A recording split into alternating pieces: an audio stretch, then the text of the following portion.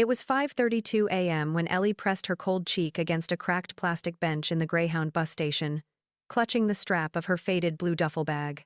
Fluorescent lights buzzed overhead, uncomfortably bright for this hour, filling the large empty terminal with harsh ambivalence.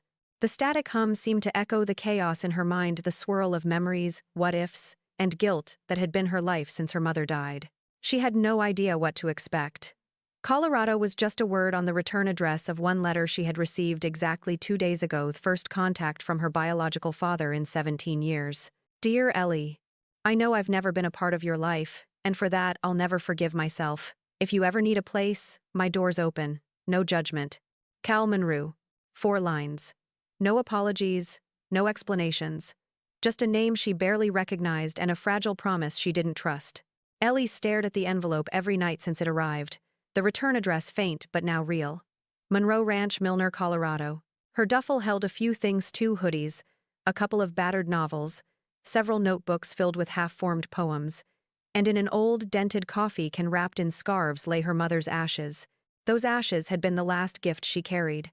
These few items constituted her past and her unresolved grief. At 5:45, the bus arrived in a haze of diesel exhaust. Ellie boarded slowly, choosing the back row and planting herself in the seat farthest from the driver. Most seats were empty. Her heart pounded. She watched the world vanish through a rain-streaked window as they pulled away. Trying to calm her breathing, she stared ahead, remembering her mother's laughter, her soft voice reading to her at bedtime. And then the silence after the call came. Mom had died in her sleep. Just like that. After 3 stopovers and 8 hours, the bus wheezed into Milner, Colorado, a speck on the map, only recognizable by the faded Greyhound sign turned twitchy from wind and sun. There was no real station here, just a wooden bench by a shuttered grocery store and a solitary street lamp blinking nearby. The driver spoke only when picking up 2 other passengers across the street. No one looked at Ellie. She stepped off the bus into a wave of cold. Winter had arrived sharp, biting air that made her shoulders scrunch. She lifted her coat's collar and spotted a tan pickup idling at the curb. The engine shut off. A tall man with tired eyes and rough hands approached, holding out a stiffly folded map and a key ring. You Ellie Monroe? He asked. She nodded again. I'm Cal, your dad. He paused when she looked at him. He didn't flourish the title. Just a quiet affirmation, lines carved deep under his eyes, enough to age him beyond the winter chill. He nodded at the duffel. That's your bag? I've got a truck. The truck ride was a blur of pines, snow-dusted roofs, and long straight roads. Fewer than a dozen cars passed. Not a radio in the cab. Just her father's occasional cough and the crunch of gravel beneath the tires. Kyle Ranch appeared behind a spit of barbed wire fencing, a frame cabin, stained dark brown with smoke curling from its chimney. Wood stacked nearby. A sparse yard with footprints frozen in fresh snow. No TVs, he'd said earlier. No Wi-Fi yet. Inside, it smelled of green wood, lingering coffee, and something ancient regrets, maybe. A rowan tree swayed beyond the single window, fringed with frost. He showed her the lofty-gated space just big enough for her and the duffel. There was no welcome sign on the wall. No bedside lamp. Just a single bulb dangling from the ceiling, and the narrow window looking out into pale sky. You'll stay here. His words seemed official, as if he wasn't sure yet. She set her bag down, listening to the faint wind. When her fingers grazed the window, cold seeped through the glass like a question. Later, he brought dinner, 2 plates on a small pine table. One for her, one for him, and an empty one left on the counter under the single cabinet light. He ate quietly, each bite measured, each look toward her careful. She felt the distance grow with each silence. When the plates were empty, she shifted her spoon, picked at the crumbs. I'm not, he hesitated. I'm not a good host. She studied him. His eyes flicked up, just for a second surprise maybe. She took a breath. Thanks, she said. It felt small, but it was enough. That night, she lay in the loft, staring through frosted glass at pale stars. The gun smoke smell mixed with woodsy cold. She cradled her mother's coffee can urn and whispered, "You could have warned me it'd feel like this." Then she lay back. Exhaustion carried her away. The cabin sighed in the wind, and Ellie closed her eyes in the dark. The morning came late in Milner. Gray sunlight seeped through the loft's narrow window like someone had wrung out the sky, and left only the thinnest stream of light behind. Ellie woke to the sound of clinking metal, and the faint smell of something burning, maybe eggs, maybe toast, maybe whatever passed for breakfast in this silent household. She rolled over, pulled her coat tighter, and stared at the ceiling for a long time before forcing herself up. Downstairs, Cal was at the stove, spatula in one hand, cigarette tucked behind his ear like he'd forgotten it was there. "Morning," he said. Ellie nodded, sitting slowly at the small table. She noticed a second mug of coffee already poured, steam curling like a question. "I didn't know if you still drank it," he added. "I do." They sat for a moment, just drinking. The eggs were overcooked and dry, but she ate them anyway. After 2 bites, Cal asked the first real question. "So, you're in your last year of high school?" "Was?" Ellie replied. He frowned. "You dropped out?" I haven't gone back since Mom died." Cal chewed on that, visibly uncertain. "You can enroll here if you want. There's a school in town, small. I'll think about it." He nodded. "You always like school?" "Sometimes. Depends on the teacher." They finished breakfast in silence. The awkward kind, not angry, but too fragile to touch. After cleaning up, Ellie explored the house. It was small, only 2 bedrooms, a narrow hallway, and a back room full of tools and boxes. The walls held old photos she didn't recognize. A dog with big ears, a younger Cal in military fatigues, a woman with dark eyes who wasn't her mother. She paused at that one. "Your mom?" she asked when Cal noticed her staring. He stopped mid-step. "Yeah. She looks tired." She was. Ellie didn't push. Neither did he. In the afternoon, Ellie stepped outside. The cold was sharp, but not unbearable. The air felt different than back home, cleaner, thinner. She walked past the old barn and toward the tree line, letting her boots crunch through the frozen grass. She sat beneath a bare aspen, pulled out her notebook, and scribbled a single line. "This is what distance feels like." Then, for the first time in weeks, she began to write. Not poems, not letters. Just thoughts, memories of her mom's laugh, the time they got lost in a museum, the song they used to sing in the car. Pages poured out of her like rain held back too long. When she returned, Cal was in the barn, fixing a busted hinge on a rusted wheelbarrow. She stood in the doorway, watching. "You do this every day?" she asked. "Something like it." "Why?" He didn't answer for a moment. Then, "Things fall apart when you don't take care of them." Ellie considered that. "Is that why you invited me here?" He stopped working. "I invited you because I owe you more than silence." She didn't reply. But she didn't leave either. That night they ate stew. Better than the eggs. Fewer words. As she climbed the loft ladder, Ellie paused halfway. "You can call me Ellie," she said. Cal looked up from his chair, surprised. "I know," he said. "But thanks for saying it." Upstairs, Ellie curled into her blanket, eyes fixed on the urn by the window. She didn't talk to it tonight. She didn't have to. Because for the first time since her mother died, she wasn't entirely alone. Ellie hadn't intended to go to school so soon, but a week after arriving, Cal handed her an enrollment form, already half filled. "I talked to Principal Morris," he said. "She said you can start Monday." Ellie stared at the form. "Do I have a choice?" "You always have a choice," Cal replied. "But sometimes, doing the hard thing now saves you 1,000 hard things later." It wasn't poetry, but it felt true. Monday arrived with snow. Ellie wore the thickest coat she owned, and Cal's extra gloves, which were too big and smelled like motor oil. The school was small, maybe 300 students total. The parking lot had more snow than cars. The front office gave her a schedule and a map that didn't help much. She found her locker after 3 wrong turns and 1 awkward encounter in the boys' bathroom. Blame the faded signage. At first, she kept her head down. Teachers handed her books. Students glanced but didn't ask. She was used to being invisible. Until lunch. She walked into the cafeteria, tray in hand, looking for a corner table, when someone waved her over. A girl with bright red curls and paint-stained jeans. "New girl," the girl called. "Come, save me from social death." Ellie hesitated, then walked over. "I'm Ren," the girl said. "Yes, like the bird." "No, not my idea. My mom's a yoga instructor / herbalist / painting psychic." Ellie blinked. "Painting psychic?" "She paints what she thinks your aura looks like," Ren explained. "Mine apparently looks like an explosion at a Skittles factory." Ellie laughed before she could stop herself. Ren grinned. "Ah, a laugh. You can be saved." They talked through lunch. About books, bad cafeteria food, and how the gym teacher ran detention like a boot camp. Ellie found herself relaxing, even smiling. For the first time in weeks, she felt normal. After school, Ren walked her to the parking lot. You live out past the ridge, right? That brown cabin? Ellie nodded. With Cal. Ren's eyebrows rose. Cal Monroe? Yeah. Why? My dad used to work with him. Says he's a decent guy, just. Disappeared for a while. Military, I think. Came back and kept to himself. Ellie frowned. My mom never talked about that. She might not have known. Ren shrugged. Or maybe she did and didn't want to. That night, Ellie asked Cal directly. Were you in the military? He looked up from his chair slowly. Yeah, Navy. Long time ago. Why didn't Mom ever say? Cal shifted. We weren't on speaking terms when I joined. And when I got back, she'd already moved on. Guess she didn't think it mattered. Ellie sat across from him. You think it did? He took a long sip of his coffee. Everything matters. We just don't always know why at the time. Later, in the loft, Ellie sat with her journal. She wrote one line. How many versions of the truth can live in one family? Then she added a second.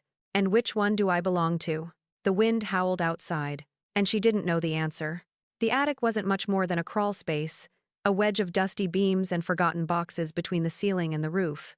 Ellie only went up there because Banjo, a neighbor's dog who had followed her home, again scratched at the panel behind the bookshelf. It took her half an hour to wedge it open. Inside was cold, dry silence. She aimed her phone's flashlight into the space and sneezed at the dust cloud. 2 boxes. One covered in mold-stained fabric, the other taped shut with layers of yellowed masking tape. She dragged them down to the loft. The first box held old linens, military patches, and medalsome with her father's name on them. She paused over a silver one in a velvet box, Navy Cross. She didn't know much about it, but she knew it meant something. The second box contained papers. Letters. Faded photographs. One caught her eye. It was a black and white photo, creased and worn. Her mother, barely older than Ellie, now stood next to Cal on a pier. She wore a sundress. He was in uniform. They looked happy. On the back, a note. Cal and Marlene. 2004. Before the goodbye. Before the goodbye? Ellie froze. Her mom had always said they broke up before she was born, that he didn't want a kid, that he disappeared. But this looked like something else. That evening, she waited until after dinner. The wood stove crackled. Cal sat with a cup of tea, flipping through an old repair manual. She handed him the photo without a word. He went still. I found it upstairs, she said quietly. Cal stared at it for a long time. His face softened in places, hardened in others. She didn't tell you, he finally whispered. Tell me what? He set the photo down. That I asked her to come with me. Ellie blinked. What? When I got deployed in '04, I asked your mom to move with Meadow, start fresh somewhere else. I was scared. I didn't know how to be a father. But I wanted her. I wanted you. She said you left. I did. Because she said no. Ellie backed up a step. Her breath caught. She told me you walked away from both of us. She was angry, he said. And proud. And hurt. I get it. Ellie turned toward the stairs. You waited 17 years to say this? I wrote letters. Cal said softly. She never answered. Ellie paused. I need air. Outside, snow crunched beneath her boots. The cold bit deep, but she didn't care. She walked to the edge of the field, the stars sharp above. Her heart beat loud. Why had her mother hidden this? Was it protection? Or punishment? She sat on a fallen log and stared at the photo in her glove. Ren found her there half an hour later. Banjo at her side. I figured you were having a dramatic forest cry, Ren said, plopping beside her. Ellie handed her the photo. Ren studied it. Dang, they're kinda hot. Ellie snorted, despite herself. I don't know who to be mad at, she admitted. You don't have to choose yet. I feel like a book someone else wrote the first chapters of. Ren leaned back, hands behind her. Then maybe it's time you start writing your own. Back inside, Ellie climbed to the loft. She didn't speak to Cal. He didn't knock. But that night, she opened her journal and wrote, Truth doesn't come in full sentences. It comes in photos. In what people never say. In who waits for you after you've run. 3 days passed. 3 days of tension so thick, it might as well have been weather. Ellie moved through the house like a ghost, eating silently, reading aimlessly, staring at her reflection in the frosted window, waiting for the answers she didn't know how to ask for anymore. Cal didn't push, didn't explain, didn't knock on the ladder to the loft, until the 4th morning, A small cardboard box sat on the edge of the kitchen table when she came down for tea. It had her name written in pen on the top, just one word. Ellie. Nunochi. No explanation. Inside, letters. Dozens. Some yellowed, some still sealed, others creased at the edges like they'd been held too tightly for too long. She sat down slowly and began to read. Ellie, I don't know if this will reach you. Your mom returned my last letter unopened, so I keep writing them anyway. I don't know what color your eyes are or what books you like. I imagine you like the woods like she did. Letter after letter. From birthdays missed to apologies never accepted. One written the day she started kindergarten, another after Cal saw a girl with dark curls at the supermarket and froze, thinking it might be her. The writing grew shakier as the years passed, less certain, more hopeful. He never stopped writing, but he never sent them. She didn't cry. Not right away. Instead, she went outside. The wind was bitter. She hiked down the road and across the frozen field behind the barn until her hands went numb. Only then did she sit in the snow, clutch the letters against her chest, and let herself break. That night, Cal sat at the kitchen table again, same chair, same mug of tea. She placed the empty box of letters beside his hand. I read them. He looked up. I meant to give them to you sooner. Why didn't you? I was scared. That it was too late. That they'd make things worse. Ellie stared into the fire. Some of them did. Cal nodded. I deserve that. But some didn't, she added. She didn't say thank you. Didn't say sorry. But she stayed. And that was more than either of them had done in a long time. The next morning, she opened the guitar case for the first time since arriving. It was slightly out of tune. Dusty. But not broken. Like her. She tuned it slowly, fingers clumsy, then strummed a chord. It wobbled, off-key, raw. Then another. Cal peeked around the corner. He didn't speak. Just listened. She played until her fingers ached. Not for him. For herself. At school, Ren noticed something was different. You look like someone who burned a bridge and built a better one. Ellie smiled. Something like that. They walked the halls like they belonged, laughing about dumb assignments and planning a weekend trip to the used bookstore. Ellie caught herself smiling, not pretending. Real. That night, she asked Cal a question at dinner. What was she like before I was born? He looked up, surprised. Marlene? She nodded. He smiled, small and aching. Wild, sharp-tongued. Funny in this dry way that always got me when I least expected it. Elevated. And stubborn, he added. So stubborn it scared me. She laughed softly. Sounds familiar. They both chuckled. And for the first time it didn't feel forced. Later, as snow began to fall, Ellie wrote in her journal, there are two kinds of silence. The kind that builds walls, and the kind that grows roots. I think I've found the second. Spring didn't arrive all at once in Milner. It came in thaws. In puddles that reflected more blue sky than gray. In the first green poking up near the edge of the field behind the barn. In the way Ellie no longer woke up wondering how many days she had left. Instead, she began to count how many she wanted to stay. It started with the guitar. Each evening she played a little longer. Her fingers grew stronger, her rhythm steadier. One day, Cal handed her a pick he'd carved himself rough. Wooden, with her initials burned in the center. She didn't say thank you. She just used it. And that was enough. In April, the school announced a writing contest. Theme: home. Ren nudged her in English class. You're writing something, right? Ellie hesitated. I don't know. Ren grinned. You literally live in a tragic but hopeful yay novel. Just start typing. That night, Ellie sat in front of her laptop in the loft, a mug of cocoa at her side, and stared at a blinking cursor. Then, she began, home isn't always where you start. Sometimes, it's the place that forgives you for arriving late. Words poured out of her like they'd been waiting all winter. A week later, she was offered a scholarship to a pre-college summer program in Oregon. Writing. Music. Workshops on campus. Paid tuition. Room included. It was everything her mother would have wanted. Everything she wanted. Except it meant leaving Cal. She stared at the acceptance letter for hours before saying anything. At dinner, she placed it beside his plate. He read it twice. Then looked at her. You should go. Ellie's throat tightened. I don't want to go and lose this. You won't, he said. Because this, he gestured around the cabin, isn't built on us living under one roof. It's built on us finally knowing how to let each other in. She blinked away the sting in her eyes. You're different than her, he said gently. Your mom ran because she thought it was the only way to protect you. but you stayed long enough to see the cracks and not run. That's braver. Ellie nodded, then stood up and walked around the table. She hugged him. Really hugged him, not a polite squeeze, but the kind of embrace that forgives years of silence and roots itself deep. The morning she left for Oregon, the snow had melted. Cal packed her bag in the truck. Banjo barked like a maniac.